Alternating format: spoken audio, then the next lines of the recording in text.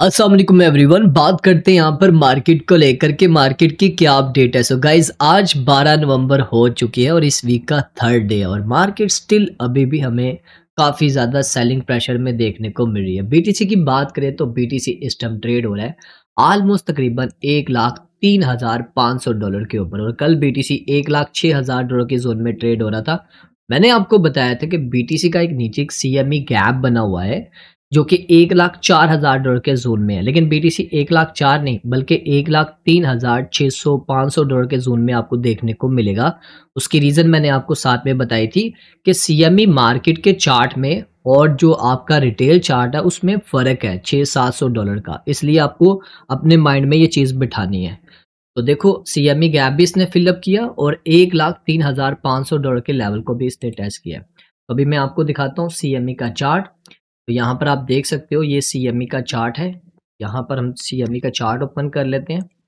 1 घंटे के time frame के ऊपर आप देख सकते हैं यहाँ पर, ये देखिए सीएमई गैप यहाँ पर इसने फिलअप कर दिया हुआ है। बीटीसी ने भी कर दिया और साथ में इथेरियम ने भी कर दिया। ये दोनों प्लस पॉइंट हुए हैं कि दोनों ने एक साथ ही अपना सीएमई गैप फिलअप कर दिया। अब सीएमई गैप फिलअप हो चुका है, जो एक थोड़ी-सी हमें आगे जाके प्रॉब्लम देखने को मिलनी थी जिसमें हमें दोबारा से मार्केट जो है वो डंप होती हुई नज़र आनी थी, या रिट्रेसमेंट करती हुई नज़र आनी थी, वो चीज़ पहले से हो गई है। अब यहाँ से बीटीसी आहिस्ता-आहिस्ता अपसाइड की तरफ ही मूव करेगा। नो डाउट नीचे की तरफ लिक्विडिटी है, 1,02,000 डॉलर पे भी लिक्विडिटी है, 98,000 डॉलर पे भी लिक्विडिटी है। वो अगर लिक्विडिटी लेने आता है उससे हमें कोई फ़र्क नहीं पड़ेगा, अगर वो लेता है दोबारा से फिर बाउंस करेगा। लेकिन एक बात याद रखना, इसका टारगेट मेजर 1,20,000 डॉलर है। ये अपने माइंड में आप बैठा के रखें। इसने दिसंबर से पहले-पहले 1,20,000 डॉलर को लाज़मी टेस्ट करना, मे बी इससे ऊपर भी चला जाए। तो नो डाउट नीचे की तरफ लिक्विडिटी है, अगर ये लिक्विडिटी लेने आता भी है तो आपको घबराना नहीं है, परेशान नहीं होना, आपको अपॉर्चुनिटीज़ मज़ीद मिलेंगी, स्पेशली आर्ट्स कॉइन में।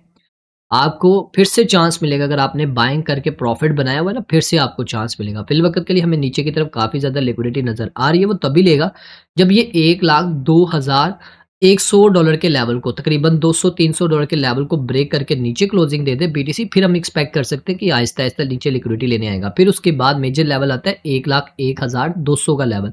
वो लेवल ब्रेक हुआ तो फिर हम कहेंगे कि यार अब ये 99,000 और 98,000 डॉलर की लिक्विडिटी लेने आ रहा है। ठीक है? और नो डाउट ऊपर की तरफ भी लिक्विडिटी है, ऊपर की तरफ भी आपको ध्यान रखना है, सिर्फ नीचे की तरफ नहीं देखना कि नीचे की तरफ लिक्विडिटी है। होता ऐसे ही है ना कि मार्केट वो कहते हैं ना हाथी के दाँत दिखाने की ओर खाने की ओर, आपको मार्केट नीचे की तरफ लिक्विडिटी ज़्यादा दिखा रही है, तो मार्केट तो यहाँ से ऊपर की तरफ चली जाए तो ये चीज़ें भी इम्पोर्टेंट होती है, क्योंकि यहाँ पर अगर आप देखो तो शॉर्ट की पोज़ीशन अभी भी स्टिल ज़्यादा ओपन है। मतलब लोग अभी भी यहाँ पर सेल कर रहे हैं क्योंकि मार्केट के टोटली सेंटिमेंट्स ही फ़ियर है। यहाँ पर आप सेंटिमेंट्स देखो, टोटली सेंटिमेंट्स ही फ़ियर है। जब फ़ियर में होते हैं तो लोग क्या करते हैं? बाय करते हैं, सेल करते हैं। सेल करते हैं, मार्केट से एग्ज़िट कर रहे हैं। तो जब मार्केट से लोग एग्ज़िट करेंगे तो क्या होगा? मार्केट ने तो ज़ाहिर बात है नीचे जाना है, तो फिर शॉर्ट वाले ये चीज़ को देख रहे होते हैं। यहाँ पर देखो ना 12 बिलियन डॉलर से ज़्यादा अभी भी लिक्विडिटी है, शॉर्ट वालों की ज़्यादा पोज़ीशन ओपन है। तो ये चीज़ें आपको देखनी होती है। मार्केट हमेशा अगेंस्ट जाती है, अगेंस्ट जाएगी। अब लोग यहाँ पर शॉर्ट करेंगे क्योंकि मार्केट की क्लियर यहाँ पर लिक्विडिटी नज़र आ रही है। अगर आप देखो ना 3 दिन के टाइम फ्रेम के ऊपर देखो, आपको नीचे की तरफ लिक्विडिटी नज़र आएगी। लोग क्या करेंगे? यहाँ पर सेल ट्रेड ओपन करेंगे, ये देखो। तो मार्केट क्या करेगी? इन सबको लिक्विडेट करने के लिए ऊपर की तरफ जाएगी। तो अभी के टाइम में जो चीज़ें हैं मैंने आपको बता दी हैं, वो इसी तरह अप एंड डाउन की तरफ है, लेकिन मार्केट जल्दी ही आपको अपसाइड की तरफ जाती हुई नज़र आएगी। रही बात यहाँ पर टेक्निकली तौर के ऊपर मार्केट के मूव्स अगर आप देखना चाहो तो देखो छोटे-छोटे मूव्स हैं, बीटीसी को ये ब्रेक करने होंगे तभी फिर बीटीसी ऊपर की तरफ जा सकता है। इसको आप 4 घंटे, 1 डे टाइम फ्रेम पे देखोगे तो तभी क्लियर होगा। आप देखो यहाँ पर बीटीसी कर क्या रहा है? बीटीसी इस रेंज में ये हमारे पास इस लेवल से रिजेक्शन ले रहा है। अगर बीटीसी को ऊपर की तरफ जाना है तो इस लेवल को ब्रेक करके ऊपर की तरफ जाना होगा। इस ट्रेंड लाइन को ब्रेक करना होगा। 1,07,000 डॉलर के लेवल को जैसे इसने ब्रेक कर दिया ना, फिर ये 1,10,11,000 डॉलर और 1,10,000 के बाद 1,16,000 और 16 के बाद 20,22,000 डॉलर तक जाएगा। 3 लेवल है इसके पास। पहला 1,07,000, फिर दूसरा 1,10,000, तीसरा 1,16,000 डॉलर। ये 3 लेवल ब्रेक करने होंगे 1,20,000 डॉलर पे जाने के लिए। आई होप सो और ये जाएगा भी इंशाल्लाह, या मैं एक्सपेक्ट कर रहा हूँ कि ये लाज़मी जाएगा। और इसी के साथ-साथ इस चार्ट के ऊपर अगर आपकी नज़र हो वीकली चार्ट के ऊपर, अभी भी स्टिल बीटीसी यहीं से सपोर्ट ले रहा है और 50 की मूविंग एवरेज से अभी भी ऊपर ही है। वीकली कैंडल जो इसकी है वो 50 की मूविंग एवरेज से ऊपर है। अभी भी 4 दिन बाकी है। आई होप सो बीटीसी की बीटीसी की ये वाली जो कैंडल है ये ऊपर की तरफ ही क्लोज होगी।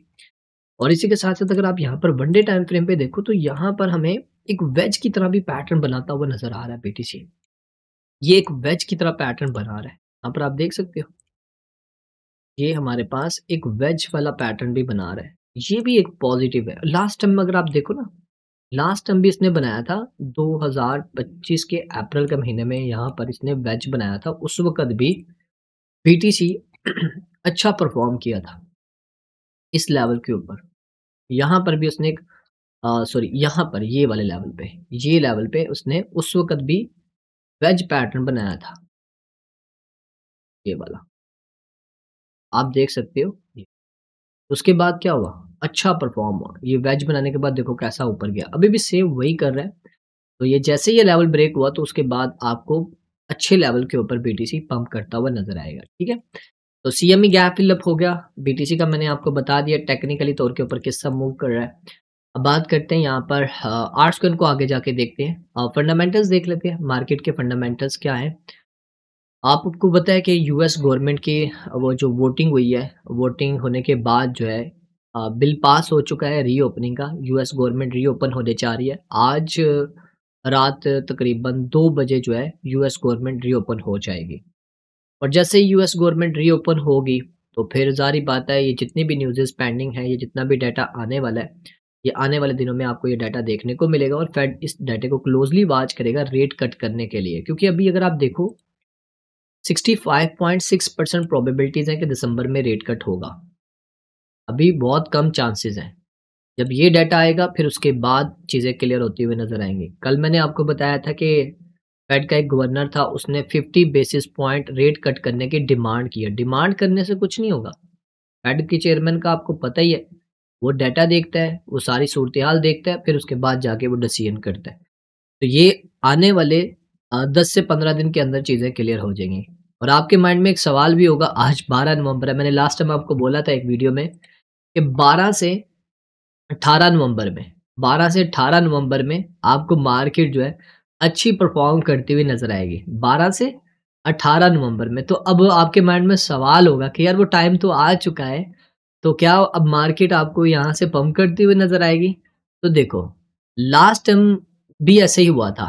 स्टार्टिंग में नवंबर में मार्केट थोड़ी पंप हुई थी, उसके बाद थोड़ी करेक्शन हुई 10-11 नवंबर के बाद और फिर 14 नवंबर से तकरीबन 30 नवंबर तक मार्केट जो है वो पंप ही होती रही है, ठीक है? उसके ऊपर हम आगे जाके बात करते हैं।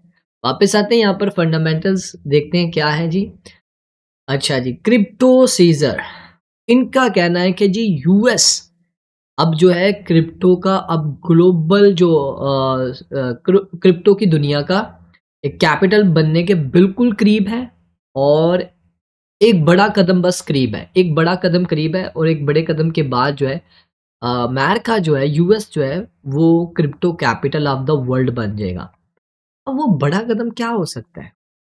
बड़ा कदम क्या हो सकता है? बड़ा कदम तो यही हो सकता है ना कि एज़ अ बिटकॉइन को रिज़र्व के तौर पे रखेंगे। तो अभी तक वो बिल पास नहीं हुआ।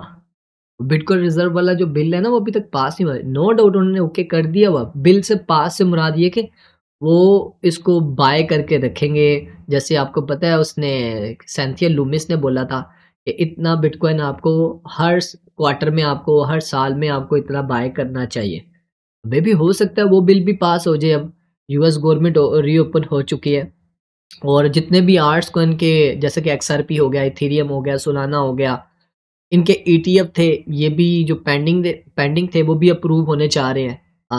कल मेरा ख्याल है कि एक्सआरपी का जो है ना फर्स्ट स्पॉट जो ईटीएफ है वो अप्रूव हो जाएगा। ये भी एक बड़ी न्यूज़ है। अच्छा जी, जिम क्रैमर क्या बोल रहे हैं? ये कह रहे हैं जी आज हम रैली को टेस्ट कर रहे हैं। ये 15 घंटे पहले की बात है। रैली को कौन-सी रैली? अभी तो रैली आई नहीं है भाई। तो देखते हैं रैली कब हमें देखने को मिलेगी जी। रॉबिनहुड कह रहा है जी क्रिप्टो अब ग्लोबल फाइनेंशियल सिस्टम का इंफ्रास्ट्रक्चर बना रहा है। ये तो पुरानी बात है, ये कौन-सी नई बात है, ये तो कब की हो चुकी है। अच्छा जी, जेपी मॉर्गन ने भाई आज उन्होंने अपने ब्लॉकचेन के ऊपर जो है ये कौन-सी ब्लॉकचेन है? हाँ, बेस ब्लॉकचेन के ऊपर जो है इन्होंने जेपी कॉइन लॉन्च किया है अपने इंस्टीट्यूशनल क्लाइंट्स के लिए। ये जेपी मॉर्गन बैंक वही है जो आपको पता है बिटकॉइन को स्कैम करता था। आज ये अपना जेपीएम कॉइन इसने लॉन्च कर दिया और वो कॉइन बेस की ब्लॉकचेन के ऊपर उसने किया। तो ये भी बड़ी डेवलपमेंट है भाई कि एक बैंक अपना जो है वो कॉइन लॉन्च कर चुका है। इस तरह बाकी भी करेंगे तो काफ़ी ज़्यादा मार्केट में नई लिक्विडिटी देखने को मिलेगी।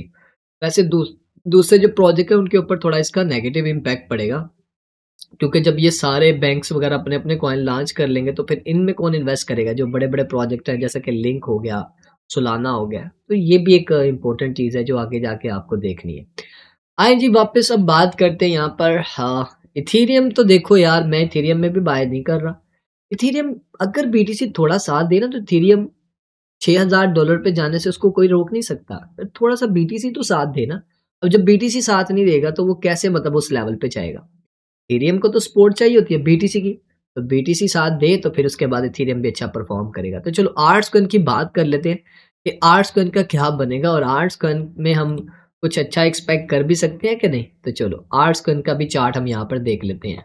ओके, सो हम बीटीसी के डोमिनेंस को देखते हैं पहले, क्योंकि आर्ट्स कॉइन का लिंक बीटीसी के डोमिनेंस के साथ है। बीटीसी की डोमिनेंस पिछले तकरीबन 1 2 3 4 5 6 7 8 हफ्तों से बीटीसी की डोमिनेंस ग्रीन कैंडल बना रही है। 8 हफ्ते हो गए हैं और 57 से ये अभी तक 61% का सफर तय कर पाई है। ये ऊपर तो विक के ही है ना, 61% का सफर इसने तय किया है। और देखो वनडे टाइम फ्रेम के ऊपर अभी भी ये अपनी इस ट्रेंड लाइन से नीचे ही है। जब ये बीटीसी की डोमिनेंस आपको ये 59.60% का लेवल कैंडल बॉडी के साथ क्लोजिंग देगी ना, नीचे बॉडी के साथ नीचे क्लोजिंग देगी, ये 50 की मूविंग एवरेज से भी नीचे क्लोजिंग देगी, तो फिर आप आर्ट्स कॉइन में एक अच्छा पंप देख सकते हो। देखो एक चीज मैं आपको बता दूं, जस्ट बीटीसी की डोमिनेंस इतना नीचे गिर जाए ना, सिर्फ इस लेवल से यहां तक गिर जाए तो आपके आर्ट्स कॉइन 100% आराम से पंप कर जाते हैं। आराम से 100% आपके आर्ट्स कॉइन आराम से पंप कर सकते हैं और कुछ आर्ट्स कॉइन तो इससे भी ज्यादा कर देंगे, 300-400% भी कर देंगे सिर्फ ये 5% के डंप पे। तो इसमें स्पेस आपको पता होनी चाहिए कि जब आर्ट्स कॉइन की रैली आएगी तो इसमें स्पेस थोड़ी नहीं है, बहुत बेतहाशा स्पेस है। और जब ये इतना डंप करेगी बीटीसी की डोमिनेंस 30%, तो 5% में 100-200% कॉइन पंप करेंगे, जो 30% गिरेगी तो फिर क्या एक्सपेक्ट करोगे? 4x 5x 6x तो आराम से कर देंगे आपके आर्ट्स कॉइन। लेकिन ये दिन अभी आने में बहुत टाइम लगेगा, बट हम अभी इतना बड़ा नहीं सोच रहे। हम कह रहे हैं जब सिर्फ 5% भी आएगा तो इससे भी काफी हद तक आपके आर्ट्स कॉइन रिकवर हो जाएंगे। ठीक है, यूएसडीटी की डोमिनेंस की बात करें तो यूएसडीटी की डोमिनेंस अभी भी 53 पॉइंट हाँ 50 नहीं सॉरी 5.35% पे ट्रेड हो रही है। 5.35% पे है और ये भी मुसलसल अपने एक जोन से रिजेक्शन ले रही है। मुसलसल अपने एक जोन से रिजेक्शन ले रही है। अभी मैं आपको दिखाता हूँ। यहाँ पर मैंने एक ट्रेंड लाइन लगाई हुई थी जिससे आपको क्लियर हो जाएगा। यहाँ पर एक बार इसको रिफ्रेश करते हैं, ये देख लो। यहाँ से ये रिजेक्शन ले रही है मुसलसल, इसने मल्टीपल टाइम यहाँ से रिजेक्शन लिया और अगर इस बार भी यहाँ से रिजेक्शन लेती है यूएसडीटी की डोमिनेंस, मतलब यूएसडीटी से पैसा निकलेगा और आर्ट्स कन में आएगा। यहाँ से रिजेक्शन लेती है तो फिर यूएसडीटी की डोमिनेंस यहाँ पर गिरेगी। लास्ट टाइम भी ऐसा हुआ था आज 2024 नवंबर में, उस वक्त बीटीसी की यूएसडीटी की डोमिनेंस 50.50% पे थी, यहाँ से गिरी और ये ऑलमोस्ट 3.71% पे आई थी। तभी आर्ट्स कॉइन हमें 200-300% पंप करते हुए नजर आए। और अगर यहाँ से दोबारा नीचे की तरफ आती है तो फिर से हम एक्सपेक्ट कर सकते हैं कि आर्ट्स कॉइन अच्छे परफॉर्म कर सकते हैं। तो ये मल्टीपल टाइम इस लेवल से रिजेक्शन ले चुकी है, तो ये भी टाइम आ चुका है इसका फिर से रिजेक्शन लेने का। तो वेट करना होगा, जैसे यहाँ से यूएसडीटी की डोमिनेंस को रिजेक्शन मिलेगी तो आर्ट्स कॉइन में भी अच्छा पंप देखने को मिलेगा। अदर्स की डोमिनेंस की बात करें तो लास्ट टाइम जब नवंबर में पंप आया था उस वक्त ये तकरीबन 8.80% पे थी और ये गई थी तकरीबन 12.57%, मतलब इतने से मूव में आर्ट्स कॉइन अच्छे पंप कर गए थे। तो अगर यहाँ से अभी भी अदर्स की डोमिनेंस यहाँ से दोबारा से अपसाइड की तरफ मूव करती है इसी लेवल से 7.20% से ये चली जाती है 9.70% पे, फिर भी आपके आर्ट्स को 100% 150% तो आराम से पंप कर देंगे। तो अभी सारी चीजें थोड़ी सी देखो ना किनारों पे है। किनारों पे। अब मैं एक चीज़ आपको बता दूँ, समटाइम ऐसा होता है कि चीज़ें बड़ी क्लियर नज़र आ रही होती हैं और समटाइम ऐसा होता है कि चीज़ें क्लियर नहीं नज़र आ रही होती हैं। अच्छा, जब क्लियर नज़र आती है ना, तब हमारी एक्सपेक्टेशन के ऊपर पानी फिरता है। ये मैं आपको रियलिटी बता रहा हूँ। जब चीज़ें बड़ी क्लियर नज़र आ रही होती हैं और जब क्लियर नहीं नज़र आती, तब मार्केट कुछ अलग ही कर जाती है। अब देखो ना, ये 2024 में अक्टूबर-नवंबर में कोई इतना एक्सपेक्ट नहीं किया जा रहा था कि यार दोबारा यहाँ से पंप आएगा। तो चांस ही नहीं नज़र आ रहा था क्योंकि ब्रेक कर रही थी ये, गिर गई थी। लेकिन उसके बाद देखो कैसे ये पंप कर गई। अभी भी देखो ऐसे ही सिनेरियो नज़र आ रहा है। तो जब सब कुछ खत्म हो रहा हो ना और जब उम्मीदें खत्म हो रही हो, मार्केट के सेंटिमेंट स्टिल फ़ियर में हो, डर खौफ हो, तब फिर मार्केट ऐसा कुछ कर जाती है, फिर मार्केट अच्छा परफ़ॉर्म कर जाती है, ठीक है? तो ये चीज़ें इम्पोर्टेंट होती हैं, इनके ऊपर आपकी नज़र होनी चाहिए। तो मैं अभी भी एक्सपेक्ट करता हूँ कि अदर्स की डोमिनेंस भी इंक्रीज़ होगी। टोटल मार्केट कैप की बात करें तो 3.43 ट्रिलियन डॉलर पे है। कहाँ पर ये 4 ट्रिलियन क्रॉस कर गई थी। आज फिर से दोबारा 3.43 ट्रिलियन डॉलर पे आ चुकी है। लेकिन आर्ट्सकॉन का जो मार्केट कैप है, वो भी यार काफ़ी जो है कम हो चुका है। आर्ट्सकॉन का मार्केट कैप अगर आप देखो तो वो भी काफ़ी कम हो चुका है। मैं आपको दिखाता हूँ आर्ट्सकॉन का मार्केट कैप कहाँ पर है। आर्ट्सकॉन मार्केट कैप की बात करें तो इस टाइम वो है तकरीबन 670 बिलियन डॉलर पे। लास्ट टाइम की जो रैली आई थी ना उस वक़्त 420 बिलियन डॉलर पे था इसका अक्टूबर में मार्केट कैप और ये गया था 980 बिलियन डॉलर पे, मतलब 550 बिलियन डॉलर आया था पैसा। तभी तो आर्ट्सकॉन 200-300% से ज़्यादा पंप किए थे। तो अभी आर्ट्सकॉन में पैसा नहीं आ रहा। ये समझो इस बात को, आर्ट्सकॉन में जब पैसा आया, रिटेलर एंटर हुए, इन्वेस्टर एंटर हुए, फिर हमें एक अच्छी रैली देखने को मिलेगी और जल्दी आएगा। क्योंकि देखो लास्ट टाइम उस वक़्त भी ऐसा कोई सिनेरियो नहीं नज़र आ रहा था कि यार आर्ट्सकॉन में पैसा आएगा, लेकिन फिर आया ना, एकदम से जंप कर गई मार्केट। ख़ैर ये सारी ओवरॉल अपडेट थी जो मैंने आज आपके साथ शेयर की। बाकी इंशाल्लाह रात की लाइव स्ट्रीम में बाकी की चीज़ें शेयर करेंगे। और एक और अनाउंसमेंट है, आप में से वो मेंबर जो हमारे स्पॉट एंड फ्यूचर सिग्नल्स को फॉलो करना चाह रहे हैं, तो वो हमारे ग्रुप का हिस्सा बन सकते हैं। करना क्या है, इस वीडियो के डिस्क्रिप्शन में आपको एक लिंक मिलेगा बिंकेक्स एक्सचेंज का। उस लिंक से अपने अकाउंट बनाना है, डिपॉज़िट करना है और हमें स्क्रीनशॉट भेजना है जो आपको स्क्रीन पे नंबर नज़र आ रहा है। फिर हम आपको अपने ग्रुप में ऐड करेंगे और वहाँ पर हम आपको लाइफ टाइम के लिए फ्री ट्रेड्स करवाएँगे, ठीक है? और इसी के साथ-साथ हमारी मेंटोरशिप भी स्टार्ट हो चुकी है। अगर आप हमारी मेंटोरशिप में रह के ट्रेडिंग को सीखना चाहते हैं, तो आप अप्लाई कर सकते हैं। मिलते हैं गाइज़ नेक्स्ट वीडियो में, अपना ख्याल रखिए, टेक केयर, अल्लाह हाफ़िज़।